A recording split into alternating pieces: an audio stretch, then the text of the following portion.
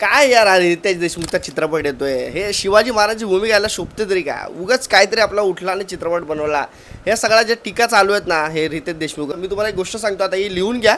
काही लोकांनी video save करायचा, व्हिडिओ सेव्ह करा. पण 1 मेला हा जेव्हा राजा शिवाजी चित्रपट प्रदर्शित होणार आहे, त्याच्यानंतर एक वेगळीच हवा या चित्रपटाची असणार. आणि खास करून मी तुम्हाला सांगतो, रितेश देशमुख हे जे आहेत ना, यांची शिवाजी महाराजांची ही कलाकृती आहे ना, प्रत्येकाला आवडणार, हे मी तुम्हाला आज सांगतो. कारण आज प्रत्येक जण चित्रपटावर टीका करतात, प्रत्येक जण काहीतरी ट्रेलर टीजर लावून अंदाज लावतात. मी प्रत्येकाला तुम्हाला सांगतो, ट्रेलर आणि टीजर पाहून, छोट्या छोट्या गोष्टी पाहून आपण चित्रपट काय याचा मला असं वाटतं आपण अंदाज लावूच नाही. बरेच जण आपापल्या पद्धतीने टीका करतात, ते फक्त आणि फक्त पब्लिसिटीसाठी असतं. फक्त आणि फक्त कसं आहे ना, एक काहीतरी वेगळं काहीतरी बोललं ना, काहीतरी थोडंसं कॉन्ट्रोवर्सी बोललं की तो व्हिडिओ चालतो, म्हणून हे आपलं काहीतरी बोलत असतात. मला तुम्हाला प्रेक्षकांना हे सांगायचं आहे, खूप चांगला चित्रपट असणार आहे, खूप चांगली मेहनत त्यांनी घेतलेली आहे. जवळजवळ मला असं वाटतं 10-11 वर्षापासून ते याच्यावर काम करतायत, पण 2023 पासून कुठेतरी त्यांनी आता हे सुरू केलंय काम करणं. आणि आज त्या चित्रपट आपल्या समोर येतोय.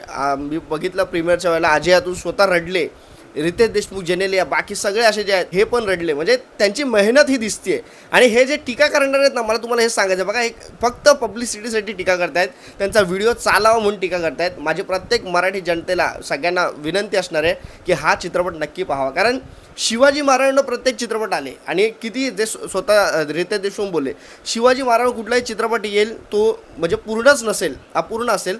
त्यांचाही चित्रपट ते बोलतात अपूर्णच असू शकतो. पण मला असं वाटतं शिवाजी महाराज हे काय होते, त्या चित्रपटाच्या ट्रेलरमधून 2-4 वाक्यावरून असं दिसतंय की जेव्हा ते विचारतात की आपण ह्यांच्या झेंड्याखाली, मुघलांच्या झेंड्याखाली आपण का काम करतोय, आपण आपल्या झेंड्याखाली काम का नाही करत आहे, आपण आपल्या झेंड्याखाली का नाही लढत आहे, त्याच्यावरून समजतं की जेव्हा आपण जेव्हा छत्रपती शिवाजी महाराज हे आदिलशाहीमध्ये काम करत होते, त्यांचे वडील, ती सगळी गोष्ट जी आहे ना आपल्या चित्रपटात पाहायला मिळते. म्हणजे शिवाजी महाराज घडण्याच्या आधीपासूनची सगळ्या गोष्टी आपल्याला या चित्रपटात दिसते. त्यानंतर आपण पाहिलं जर का तर अफजल खान याची भूमिका दिसते. म्हणजेच अफजल खानाच्या भूमिकेमध्ये आपल्याला संजय दत्त दिसतात. म्हणजे अफजल खानाला कसा फाडला, आणि अफजल खानला फाडल्याच्या नंतर शिवाजी महाराजांची कीर्ती ही किती म्हणजे बोलतात त्यांच्या काळामध्ये ती उदयास आली शिवाजी महाराजांची कीर्ती. नंतर घाबरायला लागले सगळे शिवाजी महाराज. मग नंतर शाहिस्ते खानाची बोटं छाटल्याच्या नंतर शिवाजी महाराजांचा एक दरार निर्माण झाला. कारण लाल महालामध्ये जाऊन शाहिस्ते खानची बोटं छाटणं ही छोटी मोठी गोष्ट नव्हती. आणि त्यांच्या त्या वयाच्या काळामध्ये कोण हा राजा आहे, आणि स्वतः औरंगजेब घाबरला होता की बाबा रे हा कोण राजा आहे आणि हा काय धुडबूस घालायला लागला आहे. आणि तेव्हा सगळ्यांची फाटायची की बाबा रे आमचे लाखोचे सैनिका हे काहीच कामाला येत नाही, पण ह्याच्या हजारोचे काय म्हणतात 100-200 असे मावळे घेऊन हे मराठी घुसतात कसे, आणि हे घुसतात तर घुसतात अमावस्याच्या रात्री घुसत आहेत. म्हणजे छोट्या छोट्या गोष्टी आहेत. महाराजांनी कसे गनिमी काव्य करून गड किल्ले जिंकलेले आहेत, कसं ह्या मुघलांना सळुकीपळ केलेलं आहे, या आदिलशाहीला, या निजामशाहीला कसं सळुकीपळ केलं आहे, ह्या छोट्या छोट्या गोष्टी आहेत. मला असं वाटतं राजा शिवाजी चित्रपटामध्ये सुरुवातीपासून एक दाखवलं आहे शिवाजी महाराज, छत्रपती शिवाजी महाराज हे कसे होते.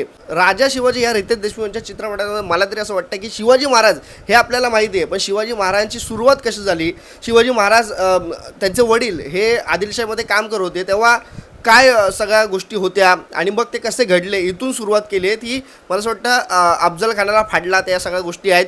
मग त्यानंतर आदिलशाही पण दाखवलेले चित्रपटामध्ये आपण ह्या सगळ्या गोष्टी होत्या. मला असं वाटतं हा चित्रपट एका पाठापुरता मर्यादित नसेल, पुढे काहीतरी हे जे पार्ट्स अजून येतील असं मला वाटतं. कारण शिवाजी महाराजांच्या सगळ्या जीवनावर हा चित्रपटाची सिरीज असू शकते असं मला वाटतं. आणि त्याच्यामुळे हा चित्रपट तुम्ही मिस करू नका. मी ते 1 मेची खूप आतुरतेने वाट पाहतोय. कारण कसं आहे, पहिल्यांदा कोणतरी शिवाजी महाराजांची भूमिका करतो ना, तेव्हा आपल्याला पटत नसतं, आपल्याला पचत नसतं. पण एकदा चित्रपट पाहिल्याच्या नंतर आपण त्यांना डोक्यावर घेत असतो. प्रत्येक जण जेव्हा पहिल्यांदा शिवाजी महाराज करतो तेव्हा प्रत्येकावर टीका होते.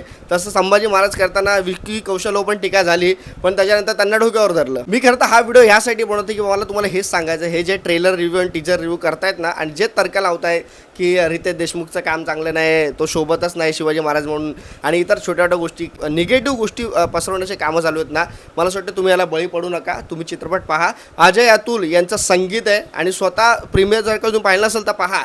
त्याच्यामध्ये त्यांच्या बोलण्यावरून कळतं की या चित्रपटासाठी मेहनत किती घेतलेली. राजसाहेबांनी पण स्वतः सांगितलं होतं रितेश देशमुख यांचा चित्रपट येतोय, आणि चित्रपट जेव्हा येईल ना, मी तुम्हाला सांगतो ह्याचा क्रेज एवढा असेल ना चित्रपटाचा, रितेश देशमुख यांच्या भूमिकेचा पण क्रेज एवढा असेल ना, जसा छावा चालला होता ना तसा त्याच्यापेक्षा पण जास्त हा चित्रपट चालेल, एवढा माझा 100% खात्री येतो. आणि तेव्हा हे जे सगळे रिव्ह्यू देणार आहेत ना, सगळे जे चुकीचे रिव्ह्यू देतात ना, ते स्वतः बोलतील की बाबा रे रितेश देशमुख यांची भूमिका जी आहे ती अप्रतिम आहे, आणि चित्रपट अप्रतिम आहे, तुम्ही नक्की पहा. हे फक्त आणि फक्त पब्लिसिटी व्हिडिओ चालणं ह्यासाठी केलेले स्टंट असतात.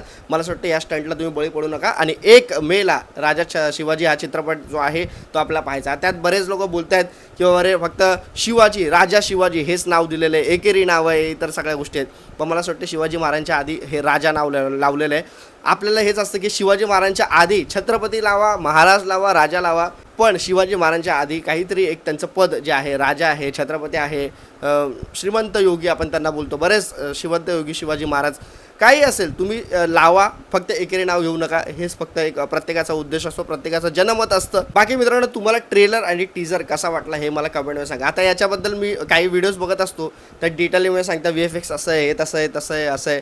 मी तुम्हाला खरं सांगू का, सामान्य व्यक्ती जो असतो ना, चित्रपट पाहायला जातो ना, या अशा सगळ्या गोष्टी बघत नाही.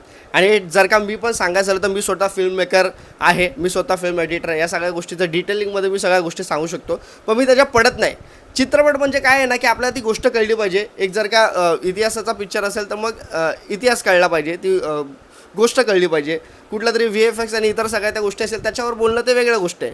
पण हा ऐतिहासिक चित्रपट आहे आणि मला असं वाटतं ऐतिहासिक चित्रपटामध्ये एक भावना गरजेचं आहे, त्यात जोडणं. आणि ते मला असं वाटतं ते 1-2 सीनवरून कळतं आहे की जेव्हा विचारतात ना, तोच जो एक सीन आहे की आपण आपल्या झेंड्याखाली का नाही लढत आहे, आपल्या झेंड्याखाली लढण्यासाठी काय लागतं, तर ते म्हणजे स्वराज्य. हे तिथं जे आहे ना, ते मला असं वाटतं ते खूप गरजेचं आहे, ती ओळ. आणि तिथूनच कळतं आहे की शिवाजी महाराजांची सुरुवातीपासून भूमिका ही काय होती, कसे शिवाजी महाराज घडले, हे आपल्याला या चित्रपटामध्ये कदाचित पाहायला मिळेल असं मला वाटतं. बाकी तुम्हाला काय वाटतं मित्रांनो, मला कमेंटमध्ये नक्की सांगा. आणि रितेश देशमुख यांना जी टीका करतायत ती मी तुम्हाला खरं सांगतो, 1 मे नंतर त्यांची एक वेगळीच ओळख महाराष्ट्रासाठी असेल, एवढंच सांगेल. बाकी तुम्हाला काय वाटतं मला कमेंटमध्ये नक्की सांगा. तुर्तास सांगतो, छत्रपती शिवाजी महाराज की जय. जय हिंद, जय महाराष्ट्र.